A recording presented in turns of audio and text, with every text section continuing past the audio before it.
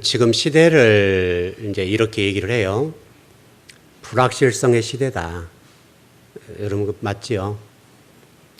이 불확실한 시대라고 하는 말 속에는 우리 인간의 유한성을 내포하고 있는 말이잖아요.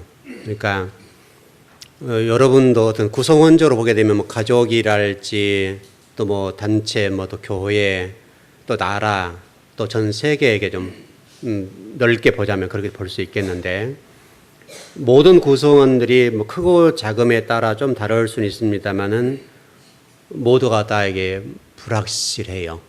그러니까 불확실성 시대에 산다는 말이 맞아요. 그럴 수밖에 없어요. 이거는 창세 이래로 지금까지 이어져 왔던 것이고 앞으로도 그래요. 이거는 부인할 사람이 아무도 없을 거예요. 왜냐하면 우리 인간은 유한한 존재고, 또 성경이 이미 출발을 해요. 여러분 창세기 1장 2절에 보게 되면 혼돈과 공허와 흑암이다 그랬잖아요. 우리 인간이라고 하는 것이 공동체, 또 인간도 마찬가지인데 모든 인간은 어둠이 존재한다고요. 혼돈, 공허와 이 흑암이 존재할 수밖에 없다 이렇게 얘기를 해요. 여러분 좀 성경을 조금 들어가 볼까요? 뭐 나중에 좀 더 공부할 수 있는 기회가 있을 겁니다만은, 여러분 창세기 1장 3절에 보면 그렇게 말씀이 출발하지 않나요? 이 무정경의 상태, 혼돈과 공허, 흑암의 상태에 있을 때 하나님께서 암화를 하셨다고 그랬다고요. 암화를 하셨는데 무슨 암화를 하셨는가 하면 빛이 있으라 그래서 빛이 있었다 이렇게 돼 있잖아요. 빛이 있다라고 하는 전제가 되니까 다시 말하면 어둠이 물러갔다는 말이 된단 말이죠. 그러니까 그럼 잘 한번 생각해 보자고요. 여기서 이 말하는 이 빛이라고 하는 것이 굉장히 중요한 말인데, 하나님께서 이 빛이 있으라 하시니까 빛이 태동되었다. 이제 물리적인 관점이죠. 이 물리적인 관점에서 우리가 이 빛을 볼 때에 아무것도 없던 상태에서 빛이 생겨났다 이렇게 이해하잖아요, 여러분. 여러분 그렇게 이해하시는 거 맞죠? 정말 우리가 잘 한번 보자고요.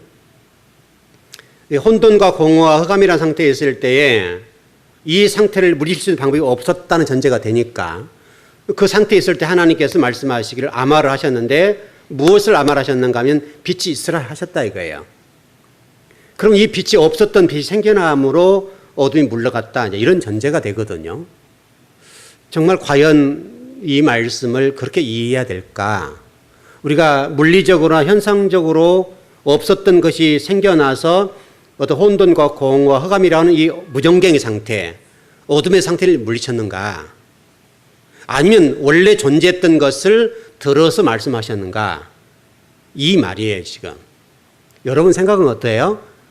그동안에 없었던 것이 생겨났다라는 전제가 돼 있고, 제가 지금 설교하는 이 내용을 들을 때 그러면 있었던 것이 있었단 말인가? 이렇게 좀 여러분 생각이 될 것 같아요.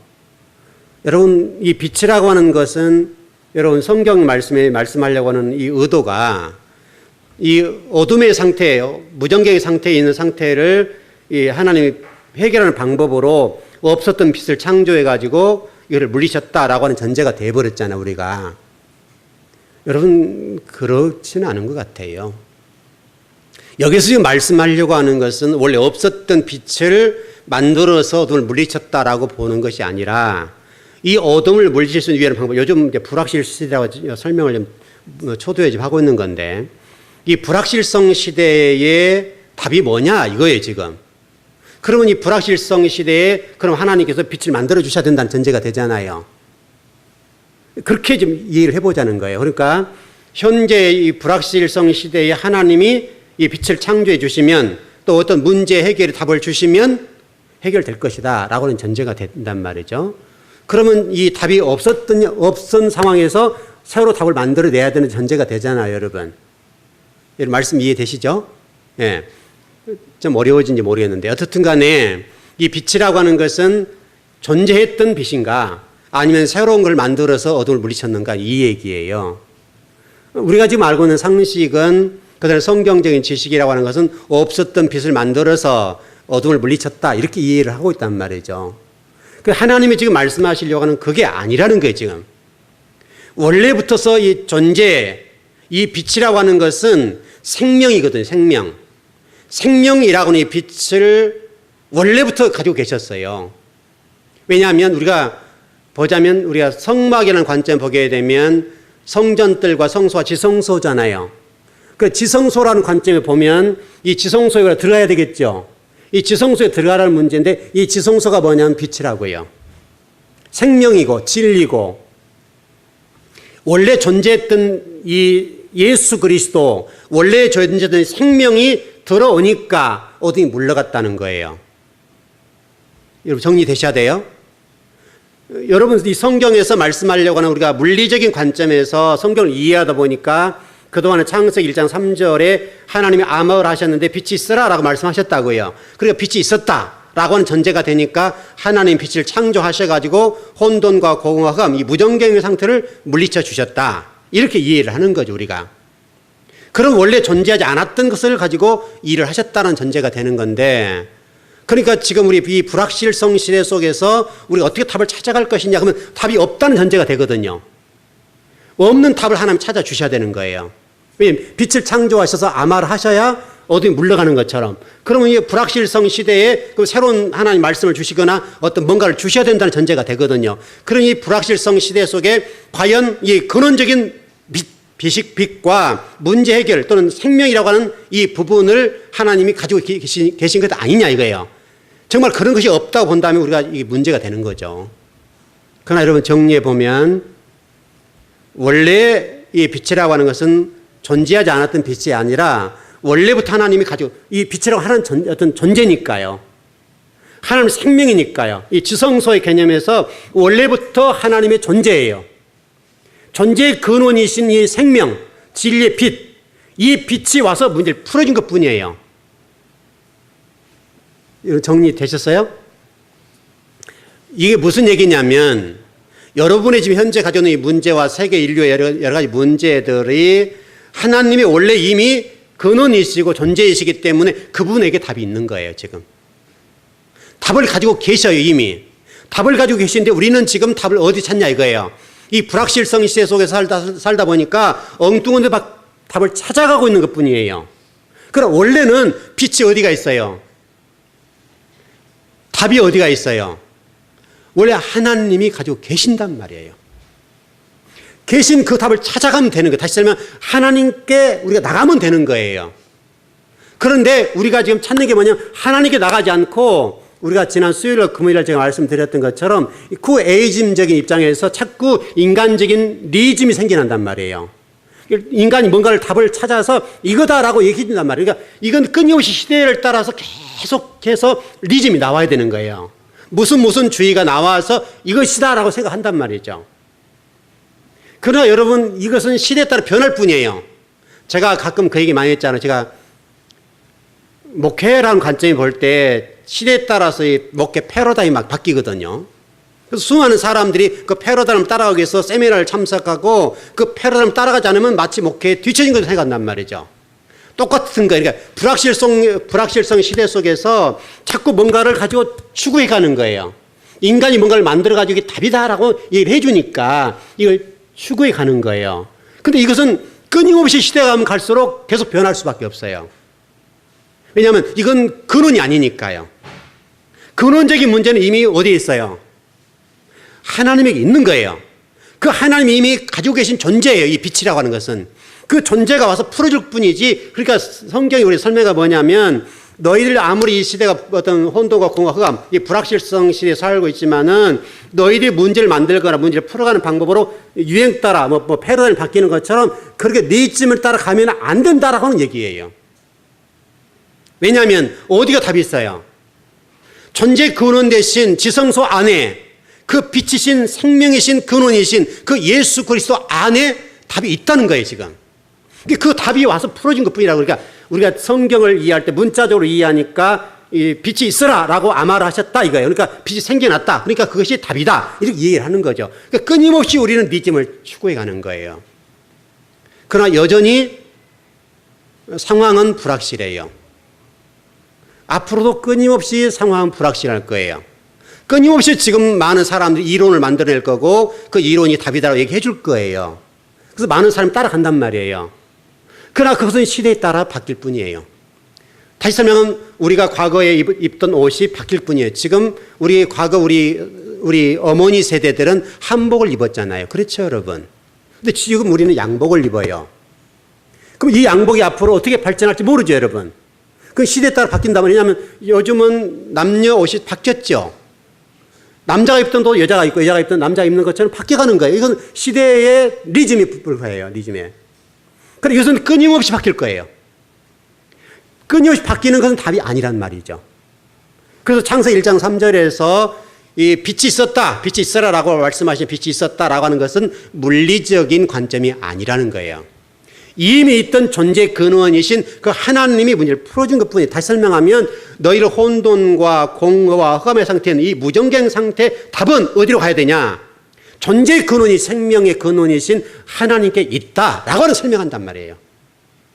마치 그 빛을 우리가 보는 이런 빛과 같은 해달 별과 같은 빛이 아니죠, 여러분. 아시죠? 그걸 요한복음에 설명하고 있어요. 우리가 신명기 우리 새벽에 말씀 묵상할 때도 모세가 이스라엘 백성들 향해서 뭐라고 설명하면 너희들은 반드시 바벨론 포로가 될 거야. 그리고 너희들 처절한 고통을 겪은 다음에 돌아와서 생각하기를 그때 하나님의 말씀이 생명이지 이렇게 이해하게 될 거라. 이런 말씀이 있었다고요. 그래 여러분 지금 시대가 지금 어렵고 힘든데요. 여러분이 지금 따라야 될 것은 어떤 새로운 이론이 아니라, 물론 새로운 이론을 공부를 해야 학습을 해야 돼요. 그걸 우리가 공부는 해야 되겠죠. 그러나 시대는 계속 바뀌어요. 그래서 시대의 옷을 따라서 사상도 바뀌고 사고도 바뀌고 이런 어떤 주의, 인간의 주의는 끊임없이 바뀔 거라고요. 탈바꿈해 갈 거예요. 발전할 거예요. 과거 지식이 지금보다는 훨씬 뒤처졌지만 계속 지식이 발전하잖아요. 지식은 발전할 수밖에 없어요. 왜냐하면 우리 이 머리가 계속 발전해요. 그러나 그것은 시대에 따라 바뀌어 있는 옷과 같은 거예요.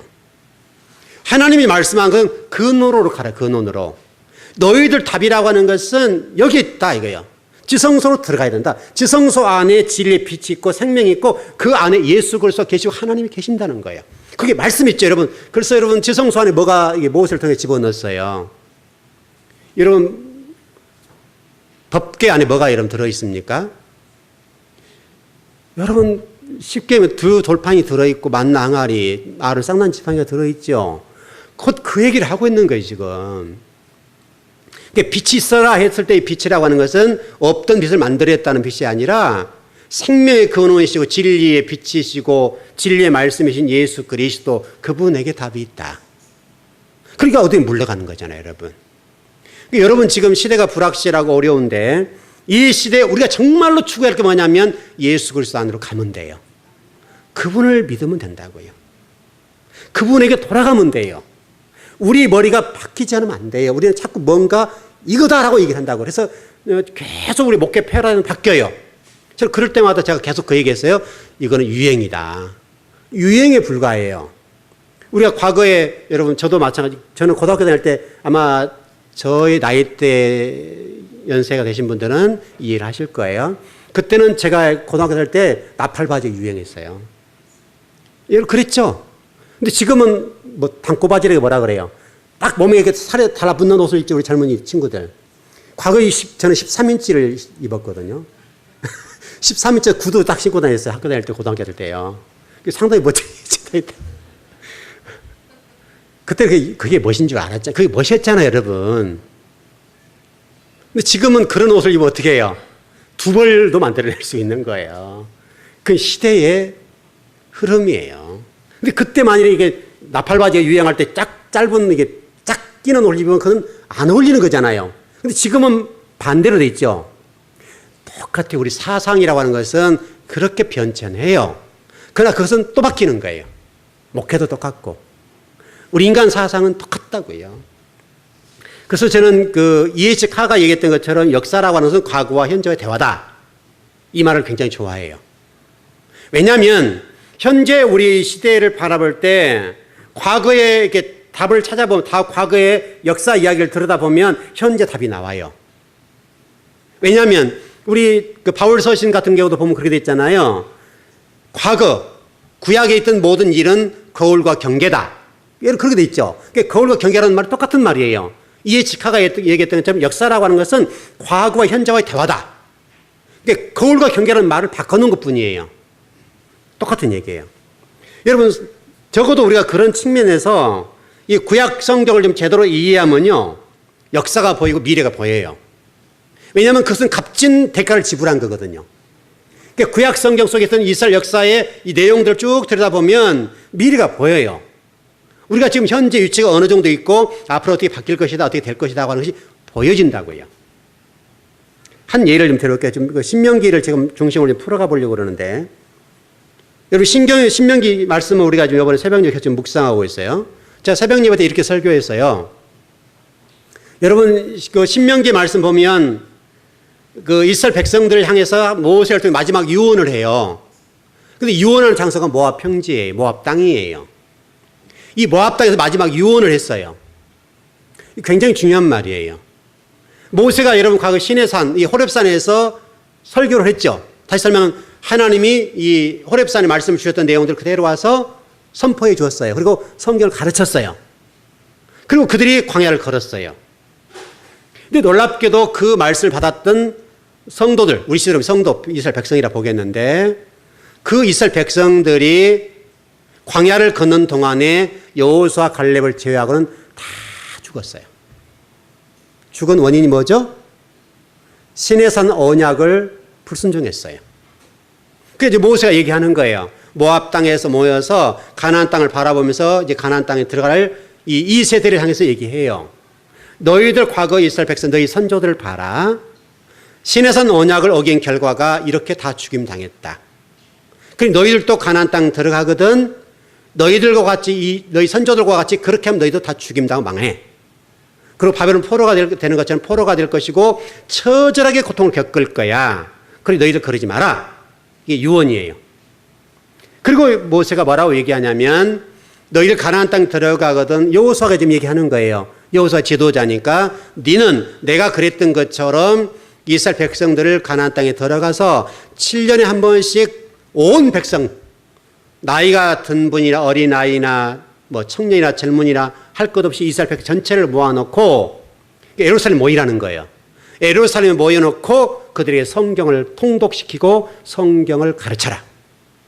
묵상하라는 거예요. 묵상하게 하라는 거예요. 이것은 반드시 7년 함을 써야 된다. 이거 안 하면 너는 반드시 망한다는 거예요. 여러분 어떻게 됐을 것 같아요?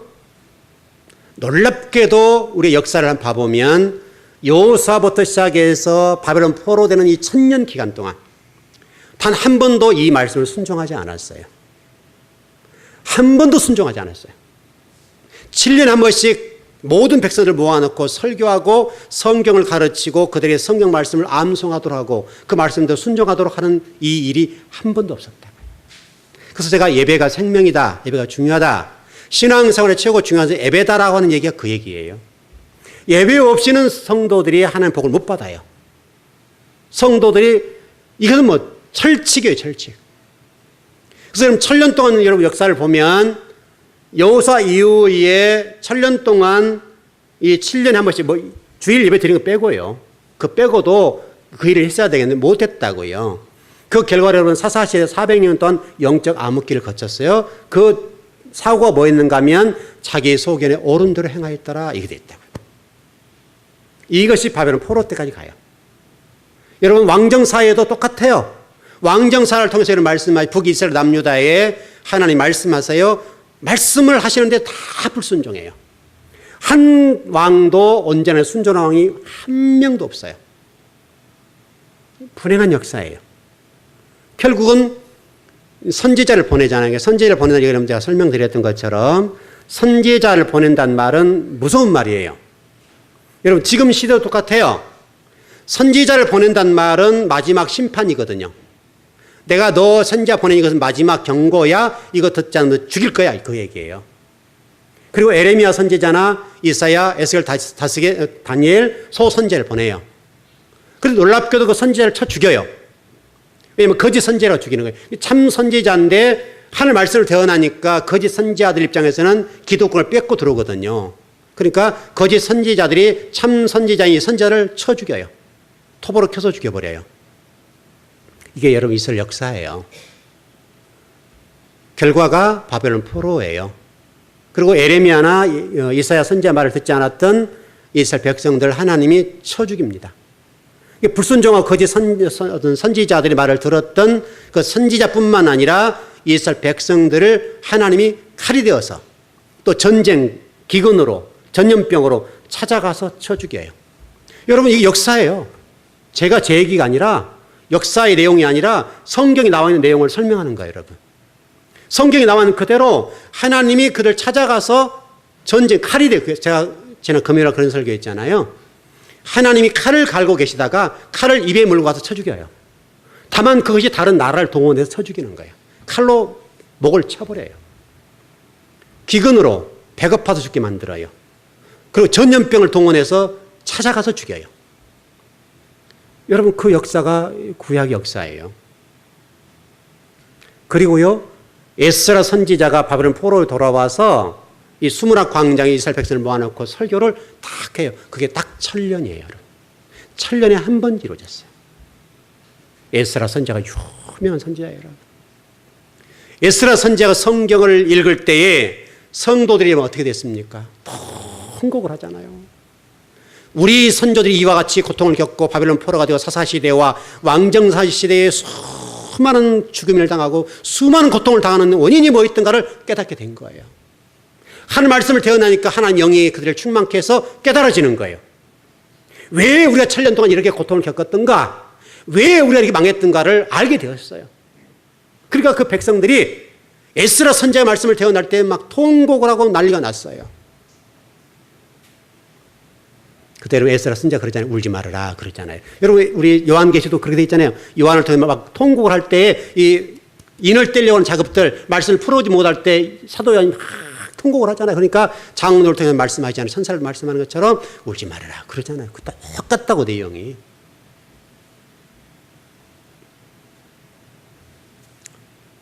지금도 여러분 같아요. 지금도 저와 여러분의 삶이 똑같습니다. 이 강단에서 생명의 말씀을 전하고, 여기 쉽게 설명 빛이니까 이 장소가 하나님 말씀을 대언해주는 이 장소라 보는 거니까 그렇게 해주면 성도들이 살아납니다. 그런데 지금 시대가 그러냐 이거죠. 일단 성도들이 그걸 듣기 싫어하고, 또 강단은 듣기 싫은 성도들의 비유에 맞고 귀에 맞는 설교를 해주니까 성도는 움직일지 모르지만은 그러나 성도들과 교회가 죽어가는 거예요. 역사의 아이러니예요. 불확실성 시대 속에는 여러분 답이 뭐라고 그랬어요? 어떤 이론이 아니라 사상이 아니라 리즘이 아니라 근원으로 돌아가면 되죠. 근원, 우리 성경이 설명하고 있으니까요. 근원이신 그 예수 그리스도 안으로 들어가면 되고 하나님 안에 들어가면 진리의 말씀으로 들어가면 되는 거거든요. 그럼 그게 빛이 있어요. 아마르 해죠. 아마르는 증거가 나타나주니까 우리 창세기 1장 3절을 잘 보세요. 하나님이 아마르 하시니 빛이 있었더라. 아마르함이 현상적으로 나타나 버려요. 그게 여러분 역사예요. 그게 증거예요. 지금도 똑같아요. 여러분, 오늘 본문의 말씀을 돌아가 보시죠. 오늘 본문 말씀을 잘 보십시오. 오늘 본문의 말씀에 무화과 나무가 나오는데요. 여러분, 무화과 나무는 축복의 상징입니다. 이스라엘에 있어서. 축복의 상징이고, 당시의 고대 근동지방의 왕의 무덤에는 반드시 이 무화과 나무 잎이 그리게 되어 있어요. 그만큼 축복의 상징입니다. 그리고 권위의 상징이에요. 이 무화과 나무라고 하는 것은. 그런데 오늘 본문에는 이 무화과 나무가 어떻게 됩니까? 설익은 무화과 나무가 대풍에 흔들려서 떨어진 것처럼 해, 달, 별이 떨어질 것이고 하늘이 말릴 것이라고 됐다. 다시 말하면 언약적 조지의 핵심으로 등장한 게 뭐냐면 무화과 나무예요. 이 무화과 나무가 창세기 3장에 등장하는데 나무 가운데 첫 번째 등장하는 나무예요. 아주 상징적인 나무예요. 이 축복의 근원인 이 무화과 나무가 오늘 본문에 다시 말하면 번영과 축복의 상징과 권위의 상징이었던 이 무화과 나무가 오늘 본문에서는 저주의 상징으로 등장한다고요. 이게 아주 주목할 부분이에요. 좀 해석해 들어가 보면 여러분 이렇게 보시면 될 것 같아요. 그럼 성경이 요한계시록에서 이 요한이 말씀을 기록할 때에 결국 무화과나무가 이 대풍에 흔들려서 뭐 떨어진다, 설익어서 떨어진다는 말은 무화과나무가 떨어진다는 말이 아닌 상징이니까 뭐가 떨어지는 해, 달, 별이 떨어진다는 얘기죠. 해, 달, 별이 떨어진다는 건데 그러면 당시에 이 고덕 근동제방과 초대교회의 해, 달, 별을 상징할 때는 뭐인가요? 뭐? 당시에 초대교회와 고대 근동제방에서 해, 달, 별이 떨어진다 이 말은 아주 중요한 말이에요. 여러분 뭐겠어요? 해와 달과 별이 떨어진다는 말이에요. 계시록 21장 22장 넘어가면 해가 없어진다고 그랬죠, 여러분. 빛이 없어진다고 됐잖아요, 여러분. 그렇게 됐기 때문에 그럼 해와 달과 별이 떨어져 없어져 버리구나 이렇게 이해를 할 거예요. 그런 거 아니에요, 여러분. 여러분 계시록을 이해할 때 이런 내용들이 상징이라는 것을 이해하셔야 돼요. 왜냐하면 하늘의 언어를 얘기하면 못 알아들으니까 이해를 하기 위해서 설명해 주는 거예요. 그때 당시 사람들이 사고 속에 가지고 있던 어떤 사고의 근거에서 설명해 주는 거예요. 지금 시대는 이해가 안 되는 부분이 있지만은 해, 달, 별이라고 하는 말은 지도자를 상징해요. 지도자를 제거한다는 말, 지도자가 떨어진다는 말, 그 말을 해, 달, 별. 여러분, 우리가 그 군인들 별 달았다 할 때 무섭죠, 여러분? 과거에. 별 굉장히 무서워했단 말이에요. 굉장히 성공의 상징이었잖아요, 여러분. 그와 똑같아요. 해, 달, 별과 하늘이 말린다 이런 말씀의 핵심이 뭐냐면 당시의 제사장들이 이렇게 떨어졌다 이런 얘기예요. 이게 초대교회니까 초대교회의 당시 교회의 말씀을 대언하고 예배를 집례했던 제사장들이 이렇게 추풍 낙엽처럼 떨어질 것이다 이런 얘기예요. 그럼 이거는 현대적인 해석이 필요하죠. 현대적인 해석으로 보게 되면 우리 주의 종들 얘기예요. 그래서 제가 가끔 그 얘기 많이 했어요. 저를 요구하는 거지만은 한국교회 문제는 주의 종의 문제다라고 얘기를 했어요. 저도 요구하는 거예요. 저 자신에게. 저도 목사니까. 목회자들 깨어있으면 성도는 살아요. 주의 종들이 강단의 진리를 선포해주면 한국교회는 살아요. 여러분 한국교회 성도들처럼 순수하고 순진한 성도들이 없어요. 얼마나 충성스러워요. 여러분 새벽기도 열심히 하죠. 헌신, 충성, 봉사하지 물질들이죠. 한국교회 성도들처럼 충성하는 성도가 어디 있어요? 문제는 강단에서 진리를 새롭게만 잘 전해주면 성도는 살아날 거란 말이죠. 그런데 이게 안 되기 때문에 성도들이 지금 죽어가는 거예요. 결국 이 결론은 뭐냐면 스타가 떨어져요. 스타 목사님들 과거 말했죠. 제가 안타깝게 얘기했던 기억이 나요. 몇 년 전이잖아요. 몇 년 전에. 몇 년 전에 스타 목사님들이 막 난리를 칠 때 제가 그랬잖아요. 이거 유행이다. 저 목사님들 금방 떨어질 것이다. 금방 지나간다. 설교를 많이 했던 것 같아요. 여러분 기억나시나요? 제가 과거 요한계시 설교할 때 그 얘기를 많이 했잖아요. 저분들 스타 목사님들 금방 떨어질 거니까 여러분 그렇게 기대하지 말으라고 했던 거 기억나실 겁니다. 여러분 그때 들을 때에 여러분 그럴 거예요. 지만 잘났다고 얘기 안 해? 그럴 거예요, 여러분. 여러분 저 잘났다고 얘기한 게 아니에요. 해달별이 떨어진다는 지도자를 얘기하는 거고 이 지도자들이 한창 한국교회를 지배하고 떠들썩했는데 이게 무슨 얘기냐면 해달별이 떨어졌다는 그럼 왜 떨어지냐 이거죠, 여러분. 왜 제사장들이 떨어지고 해달별 스타 목사님이 떨어지겠다고 얘기하고 있는가라고 하는 것이 중요하잖아요. 이것은 하나님 말씀을 자신의 성공과 유익의 도구로 삼았다 그 말이에요. 누가 유익해야 돼요? 하나님이 유익하셔야 돼요. 하나님의 나라가 확장돼야 된다고요, 여러분. 그래서 여러분 창세기 1장 3절을 말씀하는 이유가 여기에 있어요. 근으로 돌아가서 그 아버지를 설명하면 될 건데 우리 목회자들이 성공한 목사님 되고 그 뭐 방송 나와서 코미디까지 하고 막 난리를 쳤잖아요, 여러분. 몇 산 보니까. 그때 뭐 성도도 환호하고 좀 좋은 점도 있었죠. 기독교를 잘 알리는 좋은 점도 있었어요. 그리고 모르는 분들, 기독교를 전혀 모르는 분들이 기독교가 저렇게 좋은 거구나 이렇게 이해하는 부분이 있어요. 그런데 너무나 세속적인 관점을 빠져버렸어요. 이게 문제였다고요. 적어도 우리가 성경의 말씀대로 생명의 말씀을 먹이면 성도는 살아나요. 왜냐하면 여기 지금 원래 해달별이 떨어진다는 말씀의 정말 핵심적인 것은 현상적으로 그렇게 나타난 부분이지만 실질적으로는요 이런 거였어요. 강단에서 근원적인 생명의 말씀을 대언해 주면 제가 그 얘기 많이 했잖아요. 우리 마음 땅을 기경해야 된다 말씀 많이 전했죠, 여러분. 말씀을 제대로 전해주면 말씀에 찾아가서 우리 마음 땅을 고쳐주겠다는 거예요. 기경해 주겠다는 거예요. 깨트려주고 잘못된 것을 깨부수겠다는 거예요. 그리고 3분의 1이 죽어가 나간다는 거예요. 원래는요, 그래요, 그게. 근데 이 말씀을 못 전해주니까 그 전한 말씀을 전한 대언자들이 죽어가는 거예요.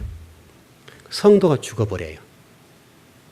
결국은 말씀을 전하는 죄의 종도 죽임을 당할 뿐만 아니라 그 말씀을 받아 먹는 성도들도 죽게 되더라. 그 얘기예요, 여러분.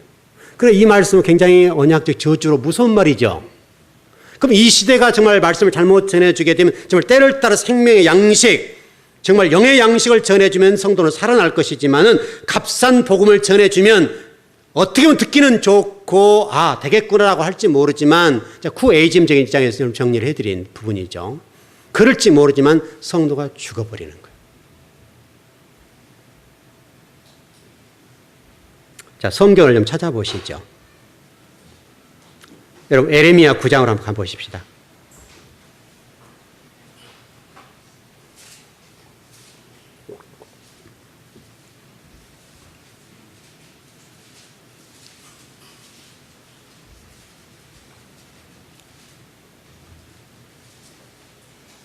예레미야 9장 12절에서 15절입니다. 우리 이것은 신명기도 있습니다만은 다 시간이 없으니까 못 읽고요. 한번 읽어보십시다. 예레미야 9장 12절에서 15절입니다.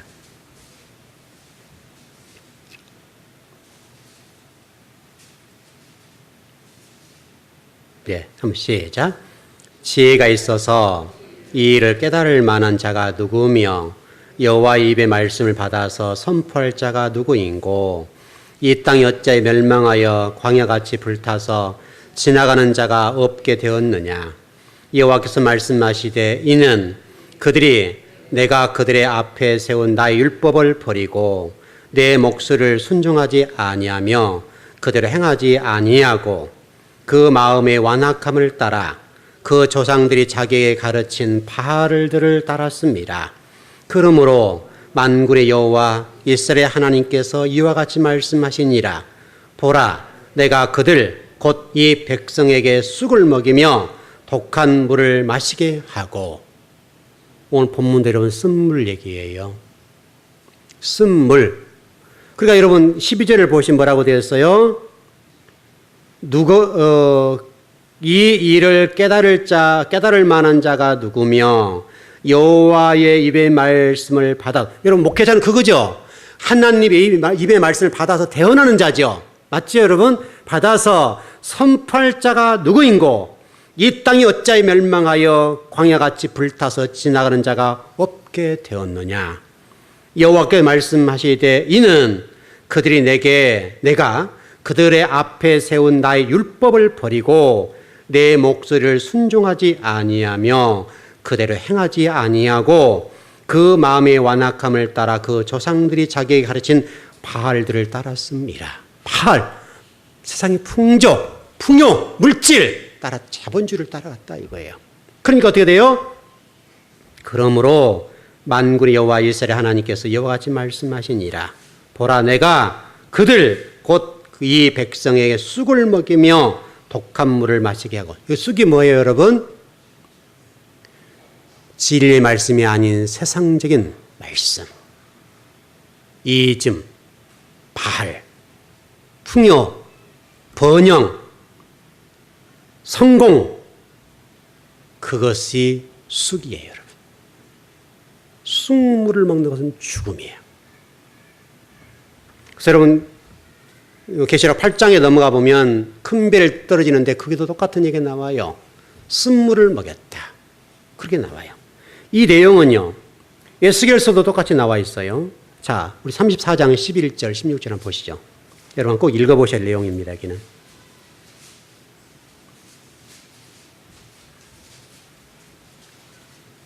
에스겔 34장 11절에서 16절입니다.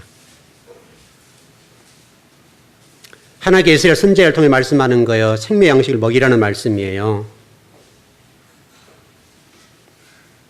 예레미야 좀 뒤에 보면 있습니다. 에스겔서는 34장 11절에서 16절입니다. 시작. 주 여호와께서 이같이 말씀하셨느니라. 나 곧 내가 내 양을 찾고 찾되 목자가 양 가운데 있는 날에 양이 흩어졌으며 그때를 찾는 것 같이 내가 내 양을 찾아서 흐리고 캄캄한 날에 그 흩어진 모든 곳에서 그것들을 건져낼지라. 내가 그것들을 만민 가운데서 끌어내며 여러 백성 가운데에서 모아 그 본토로 데리고 가서 이스라엘 산 위에와 시냇가에와 그 땅 모든 거주지에서 먹이되 좋은 꼴을 먹이며 그 우리를 이스라엘 높은 산에 두리니 그것들이 그곳에 있는 좋은 우리에 누워 있으며 이스라엘 산에서 살찐 꼴을 먹으리라. 내가 친히 내 양의 목자가 되어 그것들을 누워 있게 할지라. 주 여호와의 말씀이니라. 그 잃어버린 자가 내가 찾으며 쫓기는 자를 내가 돌아오게 하며 상한 자를 내가 싸매주며 병든 자를 내가 강하게 하려니와 살찐 자와 강한 자는 내가 없애고 정의대로 그것들을 먹이리라. 이해되셨습니까, 여러분? 결국은 예수 그리스도를 설명하는, 예수 그리스도 안에 생명이 있다 그 말이, 말씀이 있다 그 말이죠, 여러분. 내용은 인간적인 관점의 말씀을 대하는 건 아니라는 거예요. 그러니까 목자 되신 분은, 좋은 꼴을 먹이신 분은 오직 예수 그리스도 한 분이다 그 말이에요. 그 말씀을 먹으면 어떻다는 거예요, 여러분? 회복되고 살아난다 그 말이에요. 이 시대는 불확실하고 미래가 보장 안 됐어요. 그러나 많은 성도들은 망령되고 허탄하고 바알을 추구해요. 풍요를 쫓아가요. 그 결과는 어떻게 된다는 거예요? 다 죽임당한다는 거예요. 성경에 되어 있잖아요. 뭐라고 되어 있어요? 살찐 자, 강한 자는 없애고 그것을 없애되 정의대로 그것을 먹여버릴 것이다. 살쪘단 말은 이게 살이 쪘단 말이 아니라 세상적인 지배를 당했다 그 말이잖아요, 여러분. 제가 여러분 일전에 그 말씀을 전했던 것 같으면 정리를 해야 될 것 같은데요. 성경에 등장하는 인물 가운데 최고의 저주받은 사람이 누구라 그랬어요? 라멕이라 그랬어요. 왜 저주라 그랬죠? 하나님 말씀을 들을 수 있는 귀를 막아버렸어요. 하나님 말씀을 들을 수 있는 마음을 막아버렸어요. 깨닫는 마음을 막아버렸다고요. 그 라멕에는 벌이 77배다 그랬다고요. 이 77배라고 하는 것은 하나님 말씀을 못 듣는 저주의 언약이에요. 여러분의 이 시간 하나님 말씀이 들려졌으면 좋겠습니다. 여러분 앞으로 가면 갈수록 시대는 더 불확실성 시대가 될 거고 혼돈과 공허와 흑암은 더 우리를 지배할 겁니다. 세상은 여러분의 불안을 조성할 겁니다. 두려움을 조성할 겁니다. 그러나 하나님 오늘 말씀하십니다. 그건 다 허탄한 소리다. 헛된 소리다. 헛하는 말이다. 망령된 말이다. 어디 가면 답이 있다? 예수 그리스도 안에 들어가면 답이 있다. 거기에 생명이 있고 그게 진리 말씀이 있다. 그러면 너희들이 그 말씀을 통해서 그분을 통해서 살찐 꼴을 먹을 것이다. 답입니다. 그 답을 여러분 가지시고 돌아가시길 바랍니다. 네, 기도하겠습니다.